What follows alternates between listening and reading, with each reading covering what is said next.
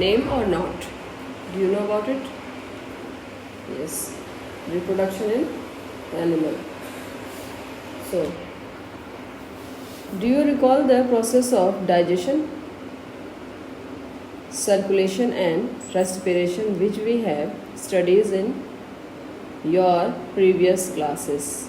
तो हमें ध्यान करें इस बात के लिए, किसके लिए,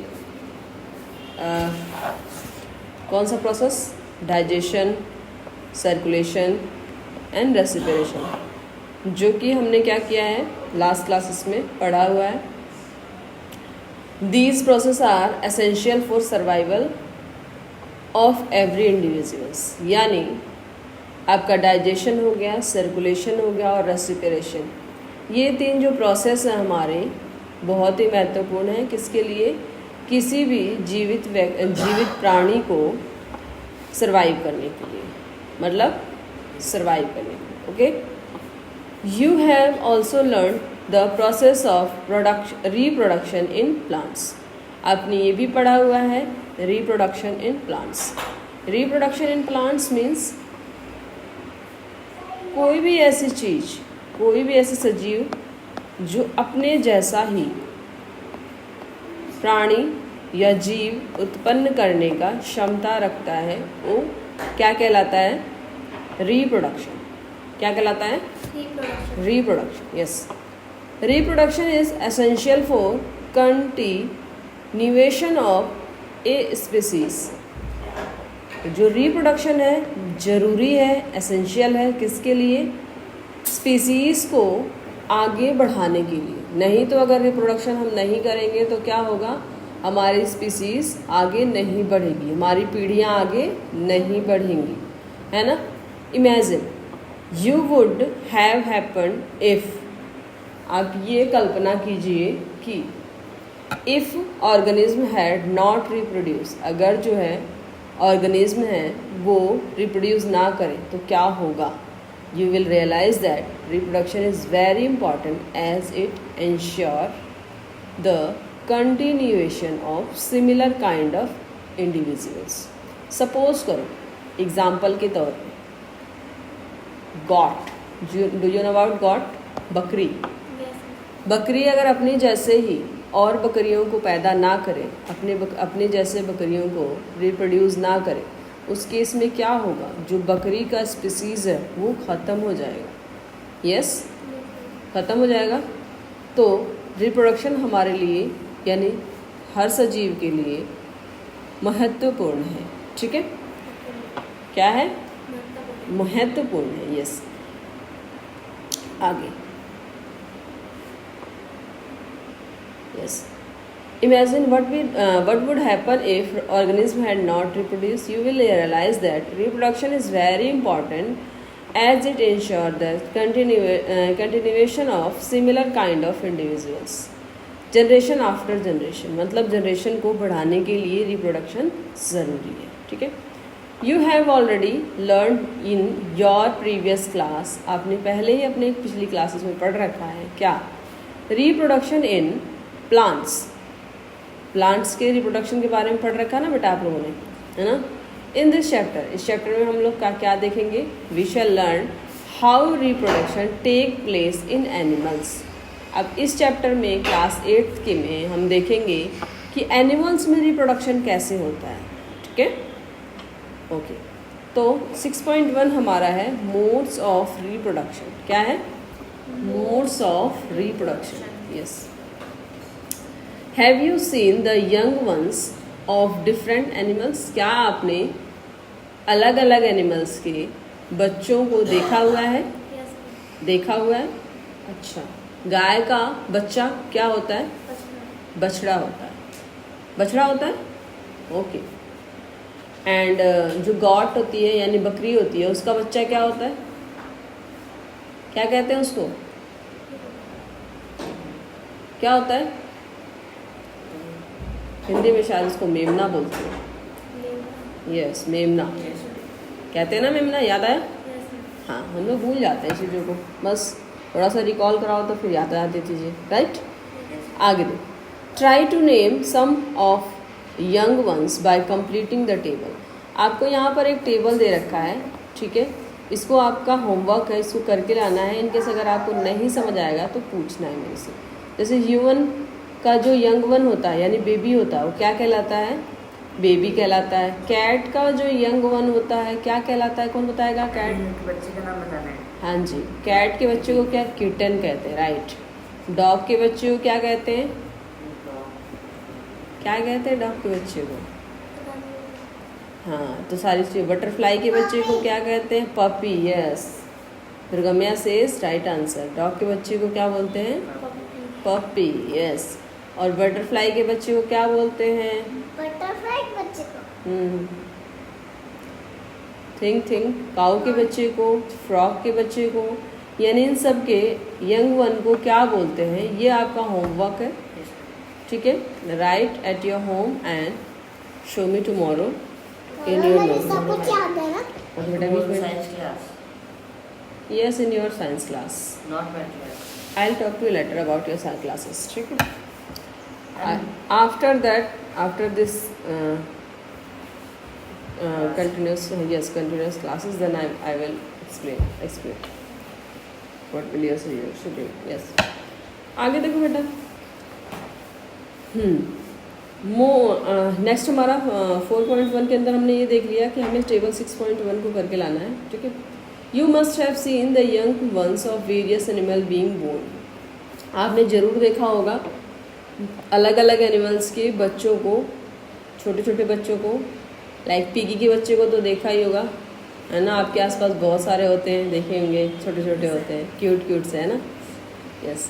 कैन यू टेल, इवन हम लोग डॉग के बच्चे को भी देखते हैं, नन्हे नन्हे, सर्दियों के टाइम में खासकर होते हैं, क्यूट से, है ना?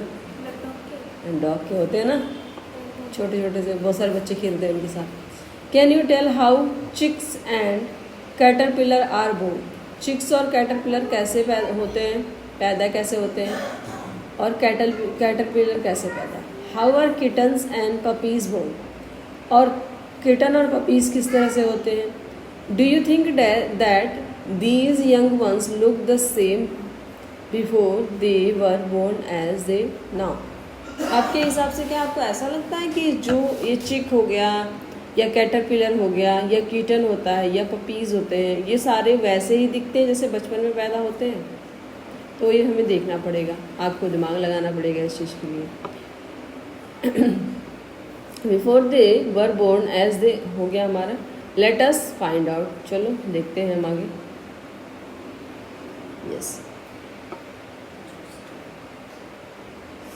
Just as in plant there are two method of, नीचे क्या इसके,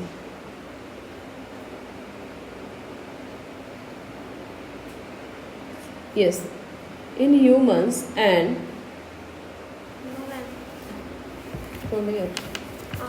just as in plants. Okay. Just as in plants, there are two modes by which animals reproduce. जैसा कि प्लांट्स में भी होता है, अलग अलग मोड होता है रिप्रोड्यूस करने का, जो कि हमने प्रीवियस क्लासेस में पढ़े हुए हैं। तो यहाँ पर जो एनिमल्स के अंदर रिप्रोड्यूस करने का जो तरीका है, यहाँ भी दो मेथड है, ठीक है। पहला मेथड क्या है? सेक्सुअल रिप्रोडक्शन, और दूसरा मेथड कौन सा है? एसेक्सुअल रिप्रोडक्शन, ठीक है। सेक्सुअल रिप्रोडक्शन के अंदर क्या होता है? Try to recall reproduction in plants which you study in class 7। आप ध्यान रखने की कोशिश करो जो हमने 7th क्लास में पढ़े थे कि किस तरह से प्लांट्स के अंदर रिप्रोडक्शन होता है। यू विल रिमेंबर, आपको ध्यान में आएगा, that plants that reproduce sexually have male and female reproductive parts.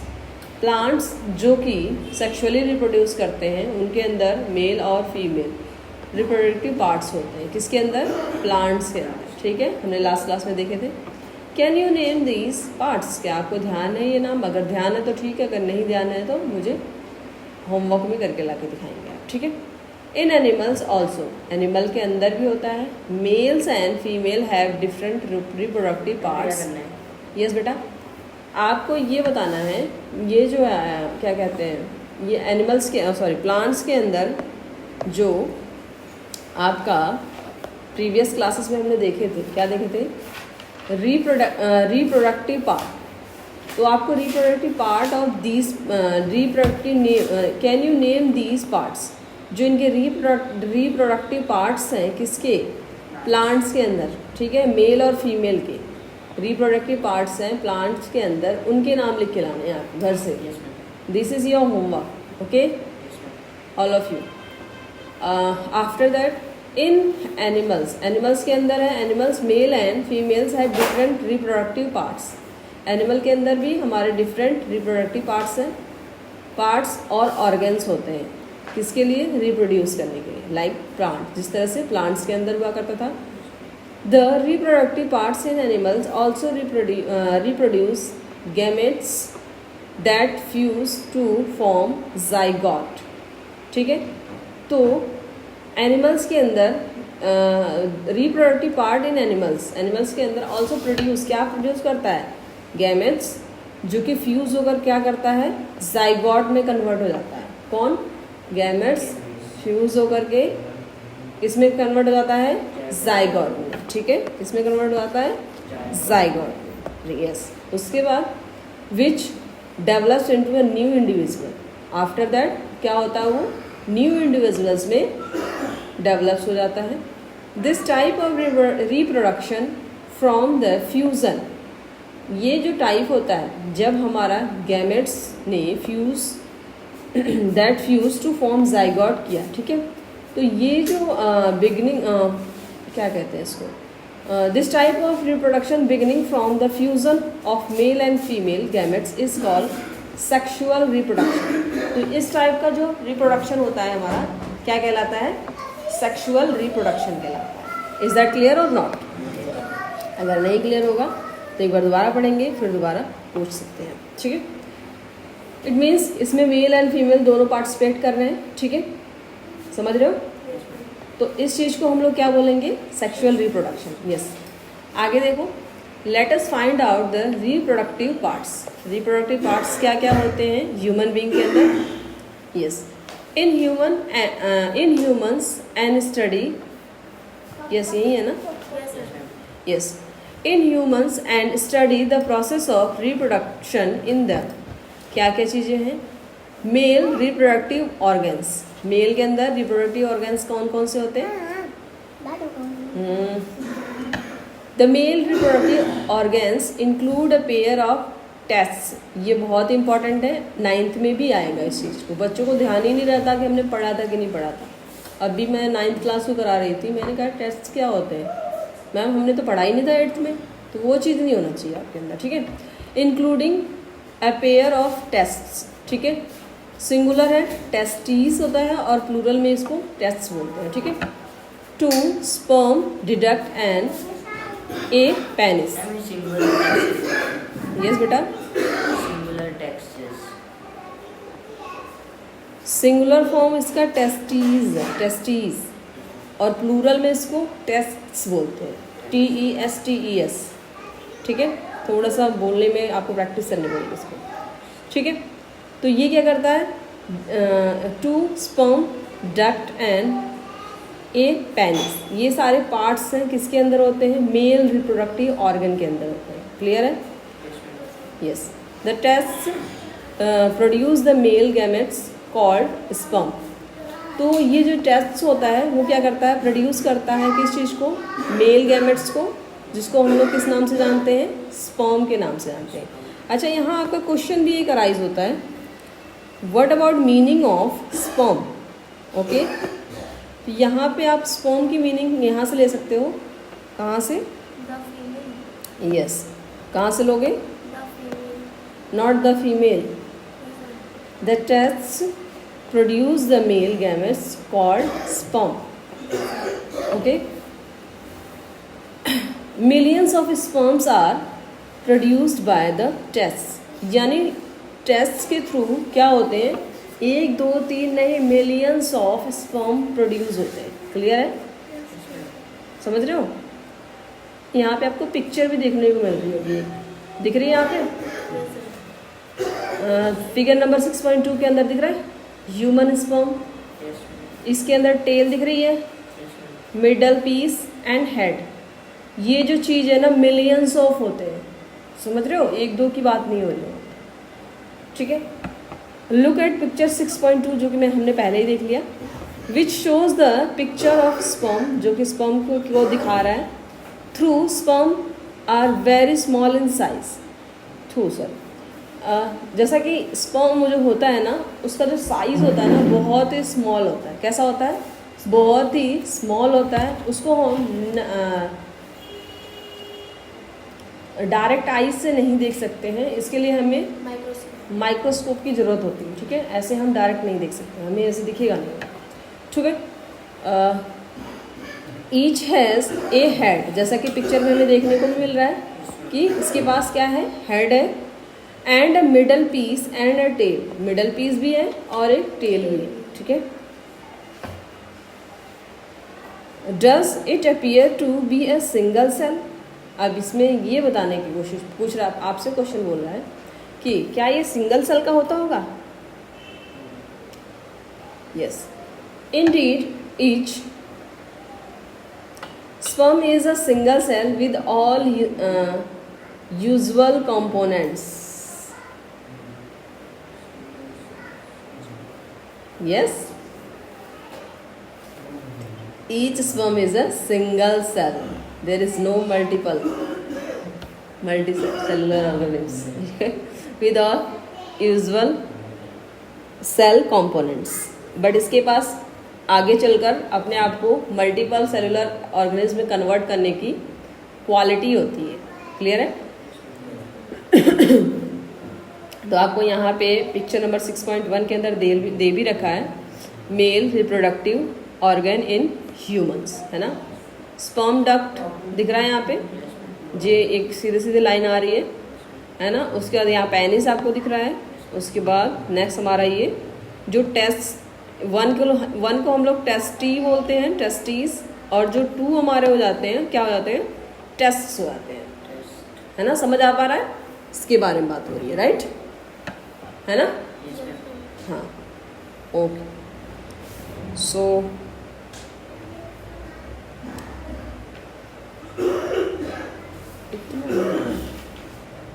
Yes, next हमारा है what purpose does the tail in a sperm serve. ये पहली का क्वेश्चन है कि स्पर्म में जो है टेल की क्या जरूरत है।